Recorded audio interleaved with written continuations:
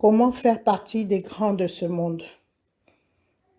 L'actrice secrète va encore vous passer un message aujourd'hui. Comment faire partie des grands de ce monde? Il y a plusieurs méthodes pour faire partie des grands de ce monde. Il y a ceux qui naissent avec ce qu'on dit une cuillère d'argent à la main, c'est-à-dire les enfants d'eux. Et ce sont des enfants qui ont été éduqués de telle sorte qu'ils prennent le relais de leurs parents. Donc, si c'est des gens qui ont fait des grandes entreprises, vous voyez que l'enfant prend la succession et son enfant, et ainsi de suite. Donc, il y a des familles comme ça, il y a des grandes familles comme ça qui, dès le jeune âge, ce sont déjà des gens qui sont destinés à faire partie des grands de ce monde. Par exemple, en Afrique de l'Ouest, il y a ce qu'on appelle les Nana Benz. Ce sont des grandes commerçantes. Ce sont elles qui vraiment, je peux dire qu'elles participent énormément à l'économie de leur pays. Déjà, dès le jeune âge, pendant les vacances, leurs enfants, surtout, c'est des Nana Benz, la plupart du temps, c'est leur fille, bon, des fois c'est leur fils, mais c'est leur fille qui vient à l'étalage avec leur maman et commence à apprendre le métier. Et lorsque la mère prend de l'âge, c'est la fille maintenant qui est responsable de l'étalage et après qui prend la succession de l'étalage au décès de sa mère et ainsi de suite de génération en génération. Donc vous allez voir que c'est une famille qui perpétuellement, ils seront toujours en haut parce qu'ils ont déjà des bases et à partir de ces bases-là, ils ont encore plus prospéré, etc., etc. Donc, c'est des familles qui font partie des grandes de ce monde, déjà dès le départ. Ensuite, vous avez les familles qui font partie des grands de ce monde. Il y a ceux qui travail personnel, la volonté, l'organisation et ils ont associé à ça la force divine. Et ce sont des gens qui ont prospéré petit à petit pour faire partie des grands de ce monde. Personnellement, ce sont ces deux groupes-là que moi, je préfère. Vraiment, quand on travaille à la sueur de notre front, hein, peut-être qu'on ne descend pas d'une famille qui fait partie des grands de ce monde, mais à travers nous, notre descendance, notre lignée fera partie des grands de ce monde, c'est-à-dire qu'on a bâti quelque chose à la sueur de notre front, on a travaillé, on a trimé, on a réussi, on a chuté, on a réussi, on a chuté, et en finalité, on a trouvé le bon filon, comme qui dirait, la bonne méthode de travail, et tout va très bien. On commence maintenant à intégrer ces enfants dans la structure, et petit à petit, on progresse, et c'est comme ça qu'on crée, à partir de nous qui n'étions pas descendants des grands de ce monde, on crée une nouvelle lignée des grands de ce monde. Donc, c'est comme ça aussi que ça se passe. Personnellement, ce sont les deux méthodes que j'aime, que je préfère. Et surtout, la deuxième méthode, il faut forcément associer la parole de Dieu, il faut forcément associer un nouveau mindset, déjà un mindset de conquérant, de nouveauté, de courage, etc. C'est-à-dire qu'il faut des fois inventer quelque chose pour faire partie des grands de ce monde, inventer une façon de travailler, inventer un nouveau concept, etc., pour faire partie des grands de ce monde. Mais il faut aussi associer vraiment le mindset d'une personne qui a la crainte de Dieu, d'une personne qui suit les préceptes de Dieu, afin de devenir grand de ce monde, mais grand éternellement, pas grand tout d'un coup et puis après chuter, non, grand éternellement, et que la descendance à qui le nouveau grand de ce monde inculque les nouvelles notions, ces notions de tu travailles, tu associes la parole de Dieu, tu associes un comportement propre et comme ça tu vas réussir éternellement. Ça aussi, c'est vraiment la partie que j'aime le plus, le groupe que j'aime le plus. Mais en dehors de ça, il y a un troisième groupe, celui que moi, personnellement, je déteste et que je trouve complètement stupide. C'est le groupe des gens qui vont baptiser avec les forces du mal pour pouvoir devenir en 2 minutes les grands de ce monde. Tout le monde connaît la vague de décès qui s'est passée en Afrique, des jeunes de 33 ans, des jeunes qui ont prospéré, hein, tout d'un coup, ils sont sortis de nulle part, ils ont prospéré d'une façon phénoménale. Vraiment, tout le monde en parle au niveau international et tout. Et à 33 ans, hop, ils meurent. Voilà. Et ce sont des gens qui avaient pour précepte que vivre riche et mourir jeune. Par rapport au pacte qu'ils ont fait, par rapport aux alliances qu'ils ont faites pour pouvoir prospérer, pour pouvoir devenir les grands de ce monde, mais vraiment en 2 minutes, quoi, si vous voulez. Sans trop de travail, en 2 minutes, avec beaucoup de comportements sales, je dirais sales, je ne vais pas rentrer dans les détails, beaucoup de comportements illicites, beaucoup de mauvaises choses, quoi. Ça va rentrer dans des sectes, dans des groupes où on agresse des jeunes filles de 14 ans, etc. On prend leur chance, et ceci et cela, ou bien commencer à faire le trafic de drogue illicite, ou alors commencer à aller voir un féticheur qui va leur dire tous les ans, tu dois me sacrifier un nouveau-né, je ne sais pas ce qu'ils font avec ce nouveau-né, tu dois prendre des nouveaux-nés, etc. Nous, on sait tout ce qui se passe. Des fois, dans certains hôpitaux, on te dit, oui, tu as accouché, l'enfant est mort, on a déjà enterré. On enterre l'enfant, personne ne voit l'enfant, rien. Où est passé l'enfant? Des trucs comme ça. On voit aussi le cas des gens qui prennent des grossesses, ça c'est des pactes, hein, des femmes qui sont enceintes. Vous savez, en Afrique, quand on accouche, c'est pratiquement impossible de prendre l'enfant et de le mettre dans une chambre tout seul. À la rigueur, on le met dans la chambre de leur grand frère, grande sœur, ou on met une nounou avec, ou alors on met l'enfant dans la chambre des parents, ce qui est le plus fréquent, parce que ça permet à la mère, lorsque l'enfant pleure la nuit, l'enfant est à côté, on peut surveiller sa respiration et tout. Donc, en Afrique, on ne met jamais l'enfant dans une chambre seule. L'enfant est dans la chambre parentale et la maman est à côté. Ça a toujours été comme ça. Et les hommes, ils sont conscients de ça. Et c'est comme ça que ça a toujours vécu. Si vous voyez qu'un bébé nouveau-né n'est pas dans la chambre parentale, il faut savoir qu'il est dans une autre chambre avec la nounou ou avec ses grands frères et ses grandes sœurs. Voilà. Mais jamais seul. Mais vous avez des personnes qui mettent au monde un enfant, qui le laissent seul dans une chambre, ceci pour couper tout lien affectif dès le départ, et au bout de 3 jours, au bout d'une semaine, l'enfant disparaît. C'est pas que l'enfant est mort, hein. On ne peut pas vous dire l'enfant est mort, on vous dit non, l'enfant a disparu. Comment ça, l'enfant a disparu? L'enfant est parti où? Ah non, il a disparu quand on est venu dans la chambre, on n'a pu trouver l'enfant. Mais portez plainte à la police. Oh non, mais vraiment, il faut laisser, c'est Dieu qui a pris, c'est Dieu qui a repris, c'est Dieu qui a donné, c'est Dieu qui a ceci. On connaît tout ça. Et c'est très, très, très fréquent, plus fréquent que vous ne le pensez. Il y a des femmes qui cachent leur grossesse jusqu'à l'accouchement, qui accouchent, personne ne sait qu'elle est enceinte, sauf son conjoint, parce que souvent ils font les pactes à deux, ou alors, si elle a attrapé la grossesse, elle n'est pas mariée, elle-même elle fait ses pactes, et elle cache sa grossesse, c'est très facile, surtout que nous en Afrique, on a des tenues assez larges, et puis on est souvent potelés, donc c'est vraiment facile de cacher une grossesse, et elle accouche tranquillement. Quand elle accouche, bouf, l'enfant disparaît. C'est-à-dire que là où elle va déposer l'enfant ou qui récupère l'enfant, ça dépend des alliances qu'elle a faites avec les forces des ténèbres. Et vous allez voir après que cette femme ou ce couple, tout d'un coup, ils vont avoir des grands marchés de l'État, ils vont avoir des grands commerces, ils vont prospérer économiquement tout d'un coup comme ça. Et les gens vont dire, oh, mais comment tu as fait? Ils vont tous vous dire, oh non, tu sais, moi c'est Dieu, moi c'est Dieu. Et puis ce sont des gens qui vont à l'église tout le temps. Parce que ils vont à l'église pourquoi?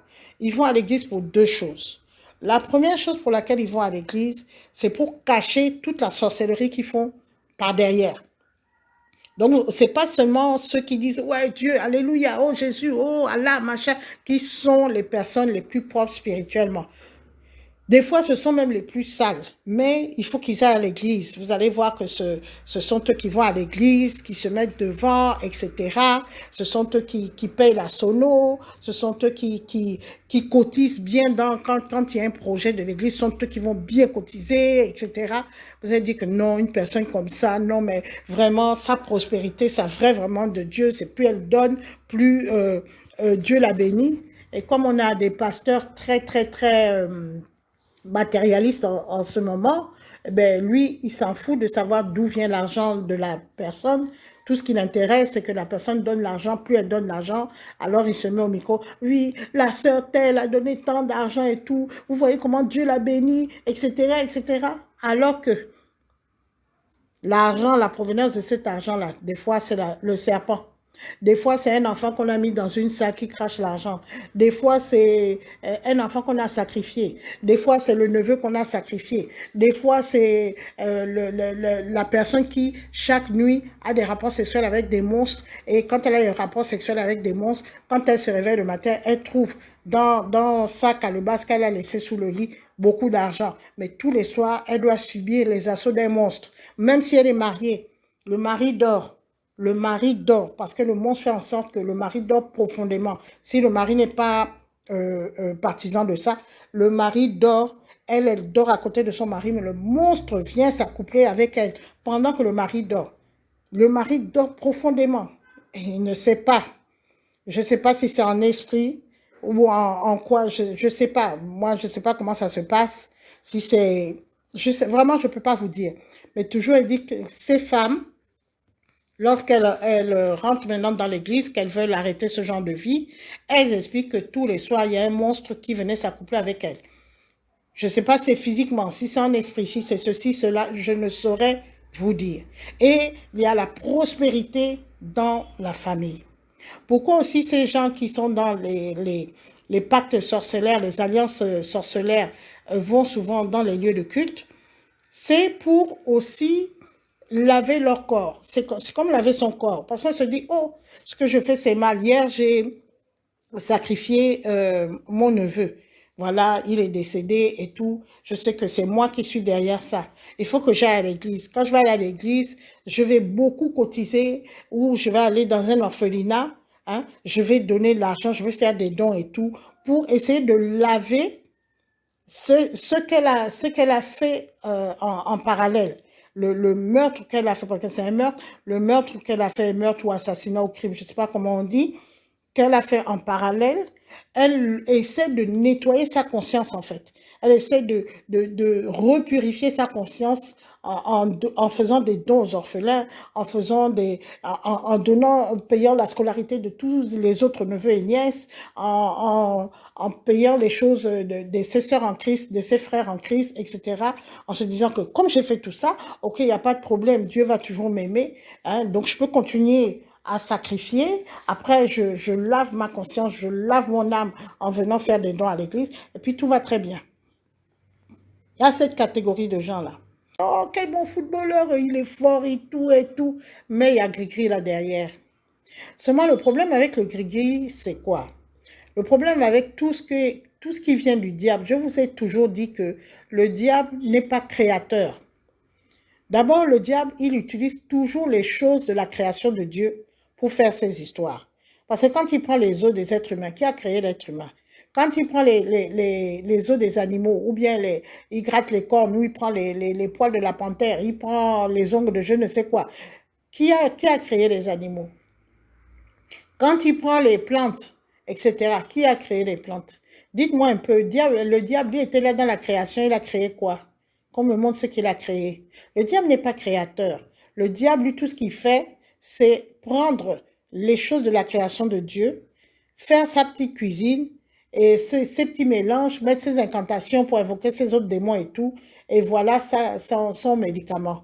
Donc, ce sont des choses qui s'estompent. C'est ça le problème. C'est-à-dire que tu vas réussir. À partir d'un certain moment, tu vas voir que les choses ne vont plus réussir comme avant. Alors, tu es obligé de reprendre encore ce médicament. Et si tu veux que ça tienne le plus longtemps, parce que les médicaments d'Europe, moi, je ne sais pas, peut-être ça dure 6 mois, je ne sais pas. Tu es obligé de retourner au pays ou bien d'envoyer quelqu'un au pays, aller chercher vite le médicament parce que ça commence à s'estomper. Nous avons souvent le cas même des jeunes filles qui sortent. Il y avait le cas, ah là, c'était dur. C'était une jeune fille, elle était super belle, mais super belle. C'est une Africaine et elle est arrivée avec son groupe de ma copine, ma ceci, ma cela. Elles sont arrivées en Europe et elles se sont, avec force de fétiche et gris-gris et tout, elles ont trouvé des blancs, puisque c'est leur but. Trouver le blanc Et le blanc a commencé comme un automate à payer ceci, payer cela, payer ceci, jusqu'à donner l'argent à la fille. Avec ça, elle construit en Afrique, etc. Vraiment exploiter le blanc à fond la caisse. Et elles se sont mariées, hein. C'est pas que... Elles se sont mariées ou ils sont en concubinage. Je ne sais pas si ils étaient mariés ou en concubinage. Toujours est-il que celle-là dont je vous parle, elle était avec un blanc. Mais elle-même, elle est très belle, hein. C'est-à-dire qu'elle est tellement belle qu'elle n'avait pas besoin de rentrer dans ces histoires-là pour réussir sa vie en Europe.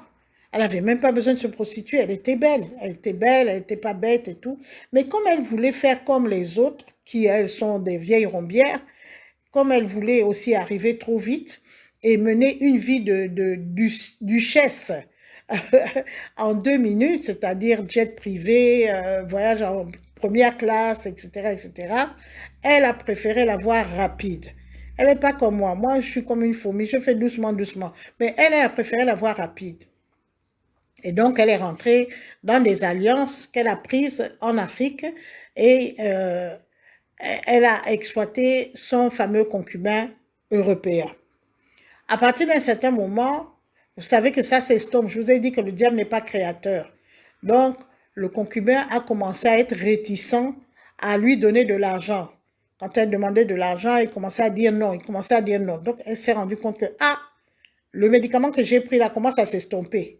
Le monsieur commence à grogner, le monsieur commence à se fâcher contre elle, le monsieur n'exécute plus ses ordres, le monsieur il commence à s'éloigner d'elle et tout. Oups, il faut que je retourne au pays. Et madame est retournée au pays, je passe les détails. Et quand elle est retournée au pays, sa copine, ah les copines, ça vraiment, la copine a dit, oh ma copine, tu sais, ton mari là, il commence à ne plus t'intéresser, etc. Je te dis, il faut retourner au pays, tu vas aller reprendre le médicament là. Il y a un bon féticheur là qui se trouve dans une ville à l'intérieur du pays, tu vas. Si tu vas là-bas, ne dis pas à tes parents, parce que ce sont tes parents qui te bloquent ta vie, qui te. Vous savez, en Afrique, c'est comme ça, on va toujours accuser ton père, ta mère, surtout ta mère. La pauvre maman n'y est pour rien. Oh, c'est ta maman qui peut-être fait les médicaments pour que le blanc là te laisse, pour que tu rentres en Afrique, pour que ceci. Bon. Donc, quand tu arrives, ne dis pas à tes parents. Idiote qu'elle est. Je dis bien idiote parce que c'est des filles qui croient vraiment à l'amitié pure et dure des copines. Elle n'a même pas regardé que la copine, sa vie même n'avance pas. Elle qui donne les bons conseils, elle est là en train de galérer là-bas en Europe. Elle n'a même pas compris ça. Elle a suivi les conseils de sa copine. Donc elle est venue en Afrique, direction de l'aéroport, parce qu'en Afrique, on a toujours un seul... Bon, c'est comme en Europe, hein. Quand on arrive sur le continent, on arrive sur la capitale. Donc c'est partout pareil. Direction l'intérieur du pays sans que ses parents ne sachent que la fille est dans le pays. Direction le féticheur, sous les recommandations de sa copine qui était en contact permanent avec le féticheur. Elle ne savait pas que sa copine avait négocié avec le féticheur pour la terminer parce qu'elle était trop jalouse de la manière dont son Européen s'occupait d'elle. Elle va là-bas, elle commence à agoniser, agoniser, agoniser. Elle a eu l'intelligence, donc chez le féticheur, elle a eu l'intelligence d'appeler son petit frère qui se trouve dans le pays. Le petit frère dit comment? Mais tu n'es pas en Europe? Ah non, non, non, je suis là, viens me retrouver dans la ville et tout, ça ne va pas, je ne me sens pas bien, je ceci, je cela, mais ne dis pas à papa et maman. Donc le petit frère, c'est son petit frère, il a peut-être dans les quoi, 24, 25 ans, et il dit, ok, vous savez, entre frères et soeurs, il y a toujours des petites combines, là, on ne dit pas tout à papa et maman. Lui, il ne savait pas vraiment ce que c'était. Arrivé sur place, dans le lieu où elle était chez le féticheur, quand il est arrivé, elle était déjà, comment on appelle, dans le coma, hein, dans le coma ou je ne sais pas quoi. Et le lendemain ou je ne sais pas quoi, ils l'ont amené à l'hôpital. Ouais, c'est même comique. Vous allez chez le féticheur, vous allez ramasser vos histoires là. Quand vous êtes à 2 doigts de mourir, vous les amenez dans les cliniques et les hôpitaux pour accuser la clinique et l'hôpital, dire que c'est eux qui ont mal travaillé. Ça là, on connaît cette histoire. Le temps de l'amener, donc ça a appelé l'ambulance, le frère a appelé l'ambulance, le temps de l'amener, et entre-temps il a appelé les parents, le temps de l'amener à l'hôpital de la ville, elle est décédée en cours de route. Les parents débarquent puisque le petit frère avait dit, oh, elle est dans le coma, elle est là. Ah bon, elle est là, mais depuis quand venez. Donc, le temps que les parents prennent le billet pour venir, il fallait au moins un jour, 2 jours. C'est comme ça que quand ils arrivent, ils ne trouvent que le corps de leur fille. Voilà. Et c'est comme ça que la fille, avant de mourir, elle n'était pas dans le coma, elle était dans pré-coma en fait, puisqu'elle a eu le temps d'appeler son frère. Et quand le frère est arrivé, elle a eu le temps de lui raconter toute l'histoire. C'est le frère qui a raconté toute l'histoire à la police et aux éléments de la justice. Mais elle était déjà pré-comateuse, après tombée dans le coma, après ceci, après... Bon, bref, toujours est-il qu'elle est morte. Vous voyez, ces gens qui prennent leur puissance dans des choses éphémères, pensant que ça va durer. Déjà, quand tu prends ta puissance dans ce genre de choses-là, il va falloir forcément qu'il y ait effusion de sang. Effusion de sang réelle ou effusion de sang mystique. Effusion de sang réel, c'est que tu prends, tu dois égorger, tu tires le sang, tu fais quoi, voilà. Ça, c'est le réel. Effusion de sang mystique, c'est que tu vas, tu as des rapports avec une personne, que ce soit homme ou femme, parce que maintenant on est tout, hein, on bi, trans, je sais pas quoi, à l'envers, à l'endroit, tout est mélangé. Et par le rapport, donc tu tires l'énergie de la personne, en quelque sorte, l'énergie vitale que Dieu lui a mise, tu tires. Quand tu as fini de tirer, tu zigouilles la personne parce qu'elle ne te sert plus à rien. Tu cherches une autre ou un autre et tu tires, tu tires, tu tires. Donc, il n'y a rien qui est réellement produit. Il faut tout le temps renouveler. C'est comme ça que ça se passe. Et bien sûr, tu vas avoir la puissance. Mais au fur et à mesure que ça s'estompe, il va falloir que tu remettes encore. Après, ça s'estompe. Mais le problème avec, moi j'ai remarqué ça, hein, quand j'écoute les médias, quand je regarde ceux qui sont autour de moi dans mon pays, quand je vois certains de mes parents, le problème avec ça, c'est que, comme je dis, avec le diable, tu ne redoubles jamais ta classe. Tu passes toujours en classe supérieure. Pourquoi je dis ça? Il y a des gens qui vont me dire non, mais je vais rentrer là-bas, quand j'aurai assez d'argent, je vais arrêter. Mais avec le diable, c'est pas ça, hein? Tu n'arrêtes pas. Quand tu es rentré, tu es rentré. Mais non seulement tu n'arrêtes pas, mais ça doit être plus, plus, plus. Toi-même, tu as demandé, tu as dit, je veux beaucoup d'argent, je veux plus, je veux qu'on me voie, je veux être machin, ceci, cela. Donc, lui aussi, vous savez, le diable, il respecte les contrats. Moi, je trouve même qu'il est honnête, hein. Pour moi, il est honnête, sincèrement. Pour moi, il est honnête. La différence, c'est qu'il ne te dit pas tout.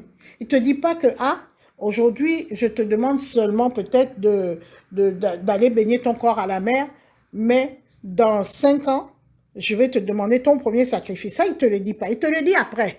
C'est là où il est rusé. Mais ce n'est pas un menteur. Puisqu'il ne t'a pas dit, on peut dire que c'est un mensonge par omission. Parce qu'il ne t'a pas dit la suite, vous voyez. Mais pour moi, je trouve que ce n'est pas un menteur.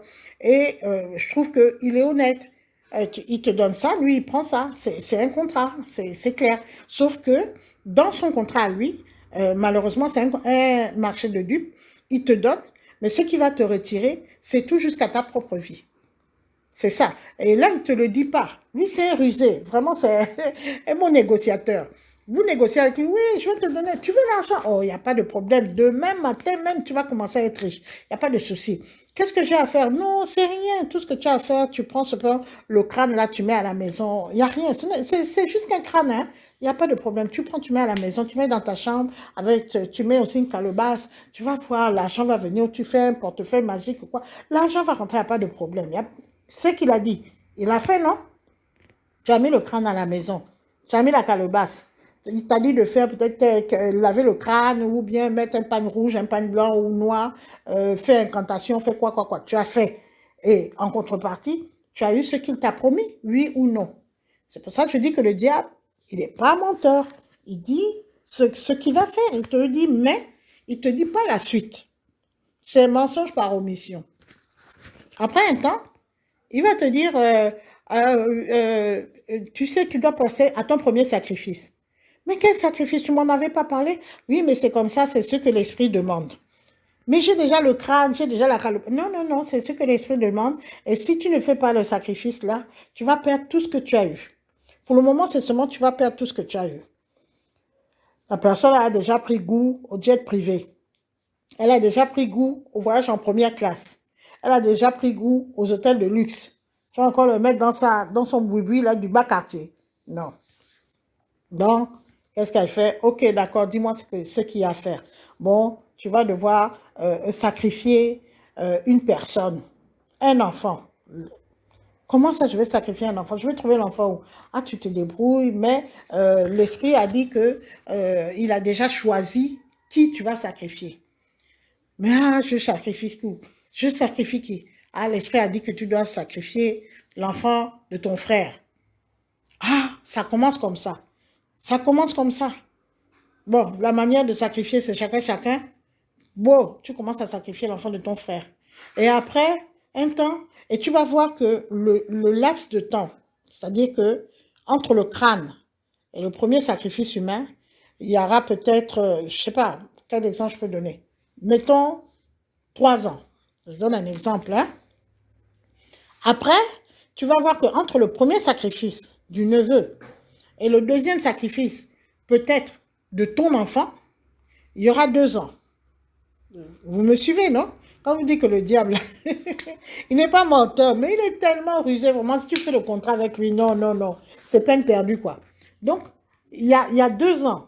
Donc, le temps de sacrifice, il est beaucoup plus court. Après, au bout d'1 an seulement, il va te dire, ah, tu dois sacrifier encore. Vous voyez? Donc, de 3 ans, c'est passé à 2 ans, c'est passé à, etc. Maintenant, c'est 1 an. Mais comment, la dernière fois, ça avait fait 3 ans, après, ça avait fait 2 ans. Ah oui, mais l'esprit demande. L'esprit demande. L'esprit, là, c'est qui? Bon, bref. 1 an après, on te demande de sacrifier. Tu regardes d'abord parmi tes neveux et nièces. Il dit, non, non, non, c'est pas ce que je veux. Ce que je veux, là, c'est ton enfant. Ah, bon, je vais donner l'enfant que j'aime le moins. Non, non, non, non. Celui que je veux là, c'est l'enfant préféré, celui qui est la lumière, parce que le diable ne peut pas prendre ce qui est de basse qualité. Lui, l'esprit ne peut pas prendre ce qui est de basse qualité. Il veut ce qui est de la qualité parce que la vie qu'il t'a donnée, c'est une vie de qualité. Donc, tu ne peux pas lui donner ton enfant qui est le plus bête à l'école, le plus voyou. Non, ce qu'on veut là, c'est la lumière de ta famille. Parce que si tu donnes la lumière de ta famille, tes choses vont prospérer encore et encore. Là, quand on commence à te demander ton enfant, tu dis à ça jamais. Je préfère arrêter. Comme ça que tu retournes chez le féticheur en question. Si tu as la chance que le féticheur est vivant, gloire à Dieu, mais des fois il est déjà mort. Donc, tu retournes, tu dis, ah, moi je ne veux plus cette alliance-là. Je ne veux plus. Le féticheur va te dire qu'il n'y a pas histoire d'aller sans retour. Aller-retour plutôt. Ici, là, chez nous, c'est aller sans retour. C'est-à-dire, quand tu es rentré là, tu ne sors plus. Et tu n'as pas le choix. Tu donnes ton enfant. Si tu ne veux pas donner ton enfant, c'est toi qui meurs. Mais même quand tu vas mourir, tout ce que tu as obtenu avec moi, ben, tout ça va s'estomper. C'est-à-dire que quand tu vas mourir, même tes enfants ne vont pas bénéficier de tout ce que tu as obtenu. Tout va partir à volo. Ça, c'est ça la destinée. Donc, tu donnes ton enfant ou alors... Donc, c'est préférable de donner cet enfant pour que les autres enfants continuent. C'est comme ça, il va te faire... Non, mais c'est un séducteur. Il va commencer à te... C'est comme un homme qui drague une femme, hein, en fait. Non, la vie que tu as, elle est tellement belle. Tu vas pas sacrifier tous tes enfants à cause d'un seul enfant. Parce que si tu ne donnes pas l'enfant là, vous allez tout perdre. Donc, personne ne va gagner. Regarde tout ce que tu as souffert depuis tant d'années. Regarde tous les sacrifices que tu as faits. Tu vas pas quand même accepter de perdre tout ça. Non, sacrifie seulement cet enfant, blablabla, blablabla. Ou tu sacrifies. Voilà. Donc, je vous ai dit que s'il y avait 3 ans, 2 ans, 1 an. Au bout de 6 mois,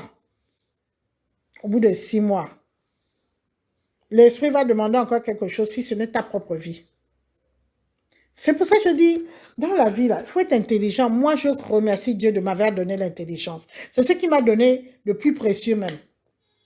L'intelligence. Parce que moi, je calcule. Il faut calculer. Vous calculez que... je m'en vais là-bas, je gagne quoi? En plus, la nuit, je ne dors pas parce que j'ai un monstre qui vient m'attaquer. Mes enfants, il y a des monstres qui viennent les attaquer. De temps en temps, dans la maison, les serpents circulent. Et ceci et cela. Est-ce que ça vaut vraiment le coup? Et si je ne fais pas les sacrifices là, je suis toujours dans le stress parce qu'il faut que je sacrifie, il faut que. Est-ce que ça vaut le coup? Logiquement parlant, on va laisser l'aspect spirituel. Restons un peu cartésiens. Logiquement parlant, est-ce que ça vaut vraiment le coup de rentrer dans ces histoires-là? D'autant plus que quand vous rentrez dans ces histoires-là, vous vous dites que vous rentrez dans ces histoires pour avoir une belle vie. Et quand vous aurez des enfants, vos enfants seront dans les bonnes écoles, vos enfants seront ceci, parce que c'est ça, la continuité de la vie, c'est que tes enfants aient cette belle vie, bénéficient de tout ce que tu as fait comme labeur et prospèrent aussi de leur côté. C'est ça la logique. Mais cette logique est un peu tordue dans la mesure où, comme tu es passé par le mauvais chemin, mais tes enfants ne vont pas bénéficier de ça parce que tout va s'écrouler au fur et à mesure, puisque je vous ai dit que le diable, lui, il ne crée rien. Donc, à chaque fois, ça s'estompe pour s'écrouler après définitivement. Tu vas tuer jusqu'où? Il y aura un moment, il n'y aura plus personne à tuer. Ça, c'est clair. Même si tu vas chercher au fin fond de ton village, ton ancien cousin, longue manche pour le sacrifier ou sacrifier ses enfants, il y aura un moment, tu seras dévoilé. On voit tout ça ici dans nos pays. Des gens qui ont fait des crimes rituels, des gens qui ont fait ceci, cela. Aujourd'hui, ils ne sont rien, si ce n'est qu'ils sont même en prison en ce moment. On voit tout ça. Et on se dit, mais tout ça là pour ça. Vraiment. Et l'autre alternative, c'est que ce sont tes propres enfants pour lesquels tu te bats corps et âme, qu'on va te demander toi-même de sacrifier. Tu ne peux pas rentrer dans ces histoires sans tuer. Il faut être clair, net et précis, sans détruire. Parce qu'on te dit le diable est là pour voler, diviser et détruire. S'il n'y a pas de destruction, donc ce n'est pas le diable.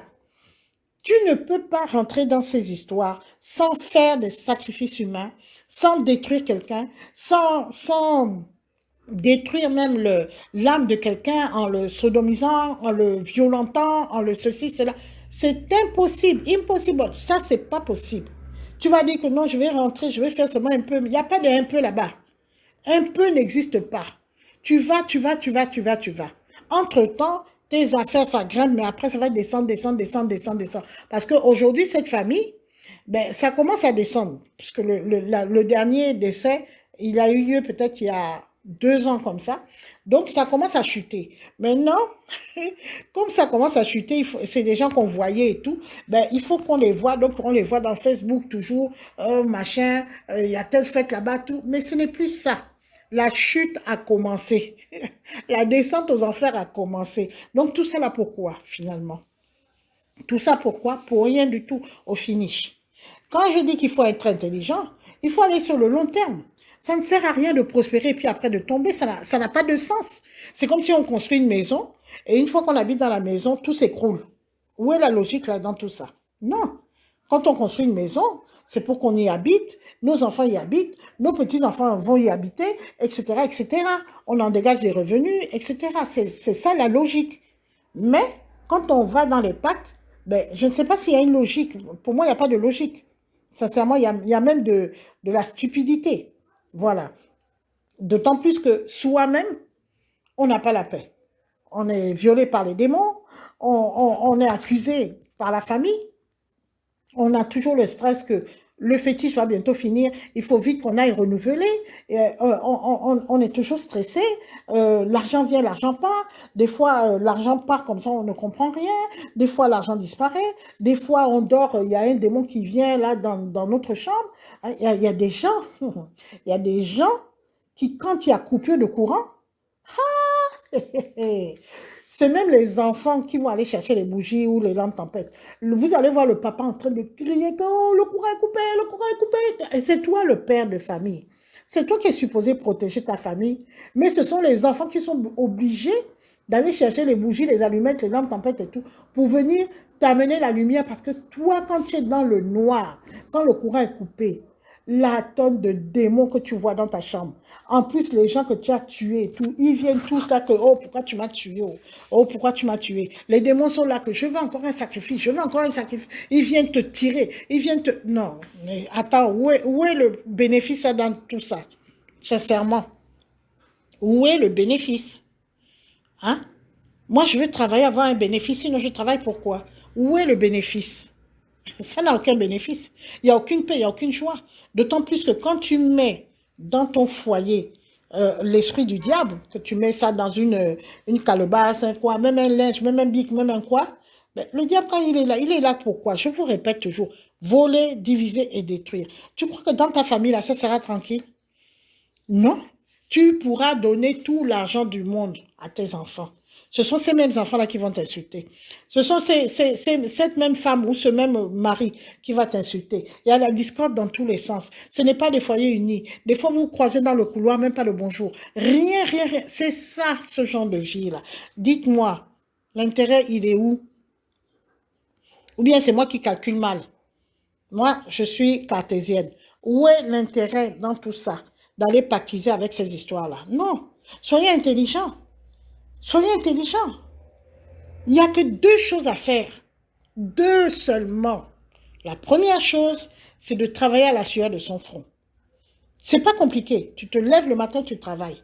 Tu gagnes ton argent, tu gères bien, tu mets de côté, tu commences à faire tes investissements. C'est tout. C'est tout, c'est tout, c'est tout, c'est tout. Tu prends 10%, lisez, allez lire le livre de la chef de ma mère, de Kanyama. Allez lire L'homme le plus riche de Babylone. Ça va vous orienter. Moi, ça m'a beaucoup aidé ce livre-là, énormément. Et je mets en application parce que suffit pas de lire, suffit pas d'écouter, parce que c'est sur en livre audio sur YouTube. La chef de ma mère, de Kanyama, et puis l'homme le plus riche de Babylone, il nous donne des techniques de gestion de notre argent. Moi, je vous assure que ça me sert tellement aujourd'hui que je me dis que si j'avais connu ces techniques-là avant, ben, j'aurais pas eu toutes les dettes que j'ai jusqu'à présent, que je draine jusqu'à présent. Et grâce à ces techniques, j'arrive à éponger, je suis presque en voie d'éponger mes dettes. Il donne des techniques vraiment qui sont formidables et d'une simplicité. Je me dis, mais oh, comment je n'ai pas pensé à ça? Allez lire L'homme le plus riche de Babylone. Tapez à l'ordinateur dans YouTube L'homme le plus riche de Babylone. Écoutez ça en audio si vous n'avez pas le livre. Parce que moi, j'ai payé le livre d'Amazon. Mais Amazon ne vient pas dans toute l'Afrique. Hein. Voilà encore un autre problème. On n'a pas accès à tout. Allez lire La chef de ma mère. J'ai payé ça aussi dans Amazon. Mais je ne sais pas si c'est en audio. Je vous assure. Vous allez apprendre à commencer petit. Parce que la chef de ma mère a commencé petit. Même l'homme le plus riche de Babylone, il a commencé petit. Mais avec une bonne gestion, il est devenu le grand de ce monde. Et la deuxième chose que l'homme le plus riche de Babylone et Kanyama, Kanyama c'est un être humain vivant, tout ça c'est des histoires vraies, hein? Ce n'est pas des contes de fées ou des légendes. Hein? Kanyama c'est un homme de la RDC, je crois, et l'homme le plus riche de Babylone, je ne sais même plus de quel pays, c'est un Européen. Enfin, c'est un non-africain, voilà. Et qu'est-ce que je voulais dire? La deuxième chose, la deuxième particularité, en dehors de travailler, parce que ce sont des gens qui sont très travailleurs, ils ont une bonne notion de gestion de leur argent. Et la troisième qualité qui est fondamentale, ce sont des gens qui ont une foi en Dieu incroyable. Je dis bien incroyable. La foi en Dieu t'ouvre tellement, tellement, tellement de portes. Vous ne pouvez pas savoir à quel point. Vous ne pouvez pas savoir, il faut que je fasse une vidéo seulement sur qu'est-ce que t'apporte le fait de te connecter avec Dieu. Quels sont les avantages? Moi, je vous ai dit que moi, je vais par intérêt. Je ne suis pas là, oh, on suit parce que tout le monde a dit de suivre. Quand je vois que la route là, non, je regarde ceux qui viennent de cette route là. Je dis, ah, quand tu as été dans la route là, tu as vu quoi là-bas? Oh, je te dis ce que j'ai vu là-bas. Au début, c'est brillant, il y a les belles fleurs et tout. Mais après, non, je reviens. Je dis, ah, ok, donc je ne veux même pas prendre la route là. Non. Je vous assure que la foi en Dieu, la connexion avec Dieu, ce que ça peut apporter dans votre vie. C'est pour ça que les gens qui vous en veulent, ils vont toujours vous faire croire que Dieu n'existe pas. Moi, je vous dis que Dieu existe. Non seulement il existe, mais il vous montre qu'il existe par ses actes dans votre vie. Par ses actes dans votre vie. Vous allez voir la différence que vous aurez lorsque vous serez connecté avec Dieu. Vous viendrez me dire, là, je ne sais pas comment vous allez me dire, on ne se connaît pas, mais vous viendrez témoigner dans YouTube comment votre vie s'est transformée Et ce que j'aime avec Dieu, c'est que quand ça se transforme ad vitam aeternam. C'est pas comme avec le diable, il fait, et puis après, il faut encore sacrifier, il faut encore ça. Non, non, avec Dieu, il n'y a pas ça. Avec Dieu, c'est tous les jours. Vous êtes ensemble tous les jours.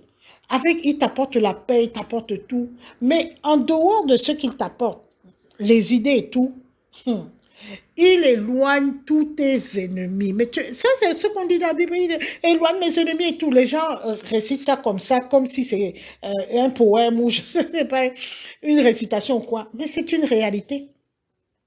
C'est une réalité. C'est une réalité que Dieu console. C'est une réalité que Dieu soigne. C'est une réalité que Dieu te donne les idées pour pouvoir prospérer. Parce que ce n'est pas Dieu qui va venir travailler à ta place. Si c'est ça que tu attends, tu vas attendre longtemps. Il ne va jamais venir travailler à ta place. Par contre, il va te donner les idées, il va te donner la force et il va te donner les moyens petit à petit pour avancer et réussir. Ce n'est pas Dieu qui va venir te mettre sur le trône des grands de ce monde. Ne rêve pas. Lui, il n'est pas là pour travailler pour les gens. Mais il est là pour que tu sortes tout ce qu'il a mis en toi. Il t'a donné l'intelligence, utilise-la. Il t'a donné la force, utilise-la. Il t'a donné le courage, utilise ce courage-là. Il t'a donné la volonté, il t'a donné ça et ça. Il veut que tu utilises tout ce qu'il a mis en toi. Et il te dit, bon, moi je suis là, je te guide. Je vais te montrer, je vais t'éloigner les ennemis, mais il y a certains ennemis, je vais les laisser parce que je sais que toi, tu as suffisamment de force en toi pour les combattre. Je vais laisser aussi ce problème-là. Je ne vais pas enlever le problème.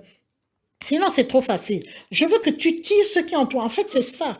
Il veut que nous apprenions, comme il a dit à Gédéon, va avec la force qui est en toi.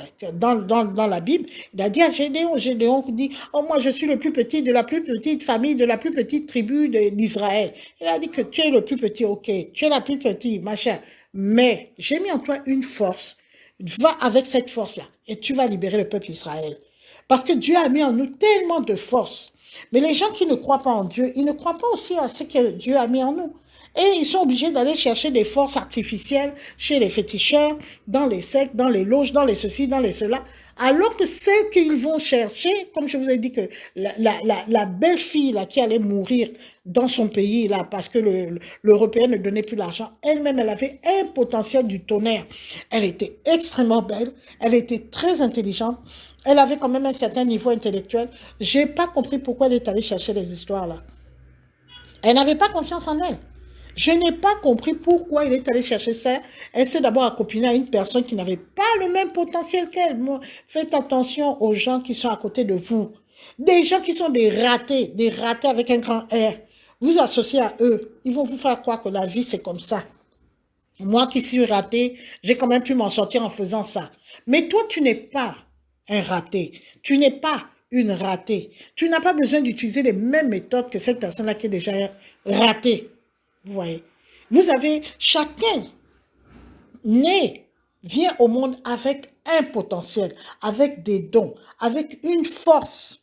Et Dieu, lui, son rôle, c'est quoi? C'est de faire ressortir en toi cette force et de faire en sorte que tu utilises cette force dans la propreté, dans la sainteté et tu avances. Et il va sublimer cette force-là. C'est ça qui est... Aïe, aïe, aïe, lui, là, il est trop fort. Il va sublimer cette force-là. Jusqu'à la descendance, vous dites, ah, mais mes descendants, mais quand vous voyez vos descendants, déjà, il y a une paix dans la famille que beaucoup de familles n'ont pas. Vous voyez, les familles qui sont très sorceleurs, il y a toujours palabre. Je vous dis que le diable, il est là pour diviser. Ah, retenez ça définitivement. Voler, diviser, détruire. L'histoire de diviser, détruire, là. Hey, vous n'allez pas savoir quand vous allez mettre le diable dans votre famille, là, comment la destruction, la haine, la colère, tout ce qui est mauvais va venir dans votre famille. Alors que quand vous êtes avec Dieu, tout ça là n'existe. Ça ne fait même pas partie de votre univers. C'est tranquille. Il y a les petits palabres, c'est vrai, entre frères, sœurs, même moi, des fois avec mes enfants et tout, ça palabre. Mais après, le jour même, hein, il n'y a pas de problème. Tout se passe tranquille. Tout se passe... Des fois, on a même l'impression qu'on rêve tellement les choses se passent en douceur. Mais Dieu demande toujours notre participation. Notre participation, c'est dans quoi? C'est dans le travail. Tu ne peux pas être avec Dieu et t'asseoir dans les églises matin, midi, soir, du 1er janvier au 31 décembre, et tu ne travailles pas, tu ne te lèves pas et penser qu'un jour, tu feras partie des grands de ce monde. Déjà, tu perds ton temps. Dieu ne va pas travailler à ta place. Parce qu'il sait que toi, tu as la force de travailler. Tu as les mains, tu as les pieds, tu as le cerveau.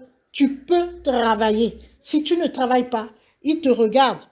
Il te regarde. Il va te dire que hey, tu ne vois pas tout ce que j'ai mis en toi là. Tu ne bouges pas. Tu veux que je fasse quoi? Moi, je ne suis pas là pour bouger à ta place. Je peux le faire parce que je suis tout puissant, mais je ne le ferai pas. Je n'aime pas les paresseux. Je n'aime pas les paresseux. Je n'aime pas les décourageurs, les gens qui sont toujours découragés, les gens qui ont les peureux, je n'aime pas. Quand vous voyez la Bible, comment il a envoyé Gédéon au combat là. Ah, l'histoire de la Bible, là, si vous lisez ça de façon spirituelle, vous allez comprendre tellement de choses. Il aurait pu dire à Gédéon, assieds-toi là. Ou à Moïse, hein, il aurait pu dire à Moïse que tu quittes l'Égypte. De l'Égypte, moi je suis tellement puissant, je vous soulève, vous tous. Je vous amène en Canaan. Non. Il a d'abord fait traverser le désert, machin, machin, machin. Tout ça là, c'est pour que chacun ressorte ce qu'il a en lui et qu'il le sublime. Et Dieu est là pour sublimer encore, pour faire ce qu'on appelle les vrais grands de ce monde. Voilà. J'ai été un peu longue. Je pense que vous avez compris ce que je voulais vous expliquer. Je reviendrai sur ce sujet plusieurs fois. Je vous demande de liker. Liker, liker, liker, liker. Ça fait plaisir quand il y a des likes. Moi, ça me fait plaisir, ça m'encourage déjà. J'aime bien voir les vues, mais j'aime aussi voir les likes parce que je veux savoir si ce que j'ai dit, ça vous a plu ou ça ne vous a pas plu. Mais plus que les likes, je vous demande de partager le message. Parce que je sais que ce sont des messages qui vont aider d'autres personnes, qui sont peut-être en voie de faire le pas vers le chemin de « Oh, si je savais ». Donc peut-être qu'en leur donnant ce message, vous allez arrêter ce pas-là. La personne va peut-être se dire que « Oh, moi, je devais aller voir le féticheur que ma copine m'a dit d'aller voir ». Et vous allez stopper ça. Il y a plein de messages comme ça dans YouTube, plein de messages. Rapprochez-vous de tous ces messages, même maintenant des messages en bande dessinée. Moi, j'adore ces messages en bande dessinée aussi. Rapprochez-vous de ces messages. Ne dites pas que oh, c'est encore Dieu, c'est encore Dieu. Dieu, c'est encore lui parce que c'est lui qui a tout créé. Vous voulez quoi? Vous voulez vivre dans sa création et ne pas tenir compte du Créateur. Mais vous-même là-bas, parce que c'est lui qui a créé, c'est lui qui sait où doit aller telle chose, où doit poser. C'est comme un puzzle. Celui qui a créé le puzzle, qui a fait le puzzle, vous connaissez les puzzles, là, ceux qui ont plein de pièces qu'il faut agencer, puis ça fait un beau paysage. Mais celui qui a créé, il sait où tu dois mettre telle pièce, telle pièce, telle pièce. Toi, tu viens, tu dis que oh, celui qui a créé le puzzle, je m'en fous, je vais mettre la pièce là-bas, tu prends une pièce, tu mets à gauche, l'autre tu mets à droite, l'autre en haut, en bas, tu te rends compte que ça ne donne absolument rien. Mais c'est normal, parce que tu ne t'es pas rapproché de celui qui a créé le puzzle. Allez, je vous dis au revoir et que Dieu vous bénisse.